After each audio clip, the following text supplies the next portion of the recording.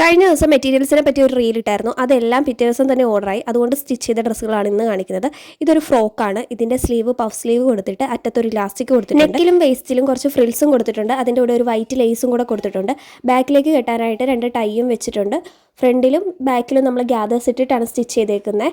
പിന്നെ ഈ ഒരു കുർത്തിയാണ് കാണിക്കുന്നത്. ഇതൊരു ഡയമണ്ട് ഷേപ്പിലുള്ള നെക്കാണ് വരുന്നത്. 3/4 സ്ലീവ് വെച്ചാണ് സ്റ്റിച്ച് ചെയ്തേക്കുന്നത്.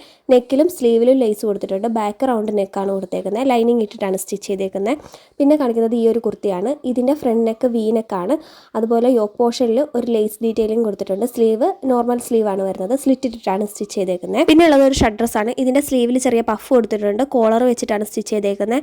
ഫ്രണ്ടിൽ ബട്ടൺസ് വെച്ച് ഓപ്പണിംഗ് കൊടുത്തിട്ടുണ്ട്. താഴെ സർക്കുലർ രീതിയിൽ നല്ല ഫ്ലെയർ ഇട്ടാണ് സ്റ്റിച്ച് ചെയ്തേക്കുന്നത്. ഇത് ലൈനിങ് ഇട്ടിട്ടാണ് സ്റ്റിച്ച് ചെയ്തേക്കുന്നത്. പിന്നെ ഈ ഒരു സിമ്പിൾ കുർത്തിയാണ് കാണിക്കുന്നത്. ഇതിൻ്റെ ഫ്രണ്ട് നെക്ക് ഒരു ഡയമണ്ട് ഷേപ്പിലെ നെക്കും സ്ലീവ് 3/4 സ്ലീവും കൊടുത്താണ് സ്റ്റിച്ച് ചെയ്തേക്കുന്നത്. ലൈനിങ് ഇട്ടിട്ടുണ്ട്. ബാക്ക് നെക്ക് റൗണ്ട് നെക്കാണ് വരുന്നത്. പിന്നെ സിമ്പിൾ ആയിട്ടുള്ള ഒരു നൈറ്റി ഫ്രോക്കാണ് കാണിക്കുന്നത്. ഇത് ഫ്രണ്ടിലും ബാക്കിലും റൗണ്ട് നെക്ക് കൊടുത്തിട്ട് സ്ലീവ് നോർമൽ സ്ലീവാണ് കൊടുത്തേക്കുന്നത്. താഴെ ഫ്രിൽസ് കൊടുത്തിട്ടുണ്ട്. ബാക്കിൽ ഒരു ടൈയും കൊടുത്തിട്ടുണ്ട്. അത്രയേ ഉള്ളൂ.